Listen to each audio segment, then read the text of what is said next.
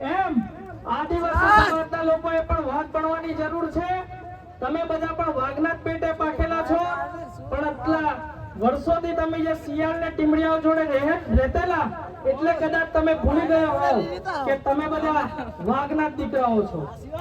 અને તમને એવું હોય કે ખરેખર આપણે વાઘના દીકરા છે કે નહીં, એમ તો 2-3 દિવસ સમિતિ જોડે રોકો અને જાતે નક્કી કરો કે આદિવાસી સમાજની બનેલી નાના છોકરાઓની એવી સમિતિ એટલે કે આદિવાસી યુવા સમિતિ વાઘની બનેલી છે કે શિયાળની બનેલી છે.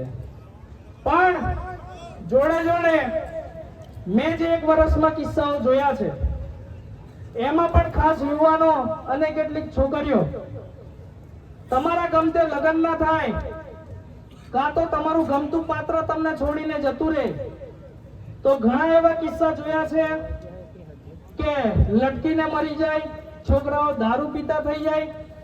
મારે છોકરાઓને એવું કેવું છે એ બાયલાગીરી બંધ કરો, મરદના પાકેલા છો એ છોડીને જવા વાળીને પસ્તાવો થવો જોઈએ એ રીતના ભણો. બાકી તમે લટકી જાઓ 12મું ને 13મું 14માં દાડે બધા ગાંડ ફંફેરીને તમુન બધાને ભૂલીને આગળ વધી જાય. માફ કરજો પણ જે નીકળ્યું એ બોલી દીધું. વિડિયો વાળા એટલું કટ કરી દેજો. અમારે આદિવાસી સમાજમાં આ જ રીતે બોલાતું હોય છે એટલે ક્યાંક અંદરથી નીકળી જાય. આગળ વધારે વાતો કરવામાં આવે તો વધારે ગોદા થાય, પણ વર્ષમાં એકવાર ભેગું થવાનું એટલે બને એટલા ગોદા બી કરી નાખવાના અને બને એટલું સાચું પણ કહી નાખવાનું.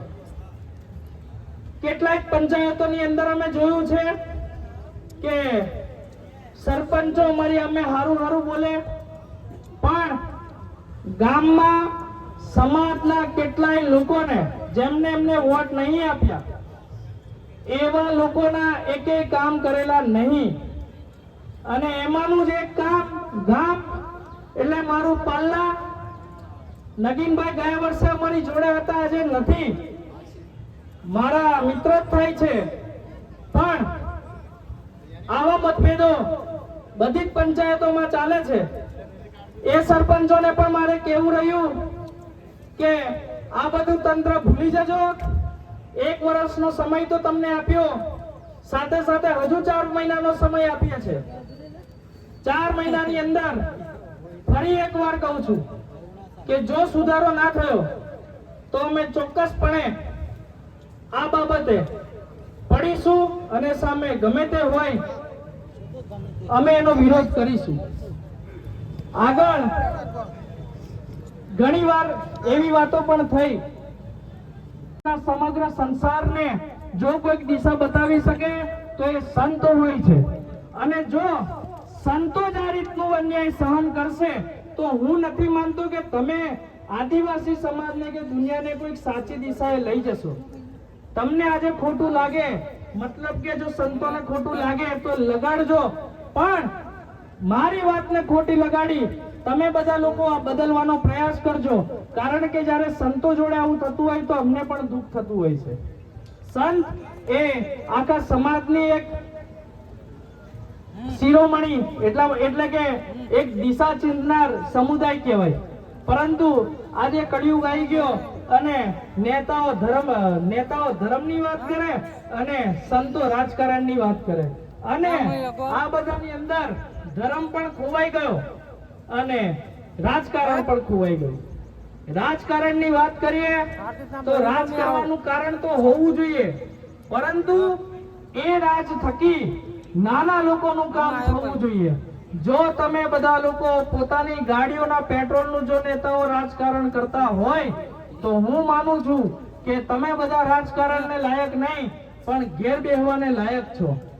આજે ઘોગંબા તાલુકો પંચમહાલ જિલ્લાની અંદર એકમાત્ર તાલુકો જે ટ્રાઇબલ તાલુકો એટલે કે આદિવાસી તાલુકો તરીકે ઓળખાય છે, પણ આદિવાસીઓની ઘોગંબામાં પરિસ્થિતિ એટલે સૌથી ખરાબમાં ખરાબ પરિસ્થિતિ જો કોઈ સમાજની હોય તો એ આદિવાસી સમાજની છે.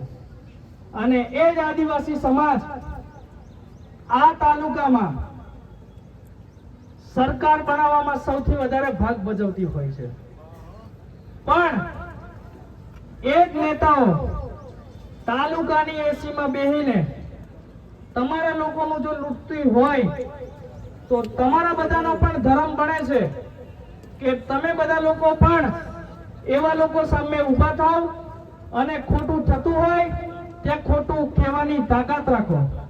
કારણ કે આપણે ભલે ભોળા છીએ પરંતુ ગાંડા નહીં. ખોટું થાય ત્યાં બોલવી અને વિરોધ કરવો એ આપણા બધા લોકોની ફરજમાં આવે છે. એ વાત આજે ઘોગંબા તાલુકામાં ભલે આદિવાસી યુવા સમિતિ કરતી રહી પણ એકલું આદિવાસી યુવા સમિતિ તરફથી કદાચ ના થાય.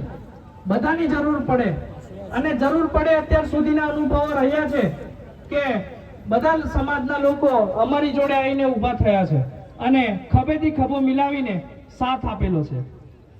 પણ અસલી લડાઈ હવે ચાલુ થવાની છે. જે તમને કીધું એમ પહેલા મહિનામાં જ્યારે આપણે તાલુકા પંચાયતમાં જઈશું, જ્યારે તાલુકા પંચાયતમાં જઈશું ઘણા એવા સરપંચોની પોલ ખુલવાની છે, ઘણા એવા તાલુકા પંચાયતોની પોલ ખુલવાની છે અને ઘણા એવા જિલ્લા પંચાયત સભ્યોની પણ પોલ ખુલવાની છે. જેમ જેમ પોલ ખુલશે એમના બધાના નામ તમારી સામે આવશે. વાત થાય કે સમિતિવાળા સમાજનો જ વિરોધ કરે છે, સમાજના નેતાનો જ વિરોધ કરે છે, તો બધાને જણાવી દઉં કે મહાભારત થયેલી ત્યારે પાંડવો સામે પણ એમના ઘેરના જ હતા, પારકા નતા. એવી જ રીતે જેરુસલેમમાં જ્યારે મુસ્લિમોની લડાઈ થયેલી ત્યાં પણ સામે બેઉ પક્ષવાળા મુસ્લિમો જ હતા. જેરુસલેમ કે કયું મને પરફેક્ટ યાદ નથી. એવી જ રીતે ઈસાઈઓની લડાઈ થયેલી ત્યાં પણ બેઉ પક્ષે ઈસાઈઓ જ હતા. એમ આપણી સામે પણ પહેલા તો આપણા વાળા જ ઊભા છે. એમની સામે ખોટું હશે ત્યાં આંગળી કરવી પડશે અને એ લોકો સુધરે તો સુધારવા પડશે. પણ જો ના સુધરે તો આપણે એ લોકોને કાન પકડી અને ઘેર બેહાડવા પડશે. કારણ કે માનગઢમાં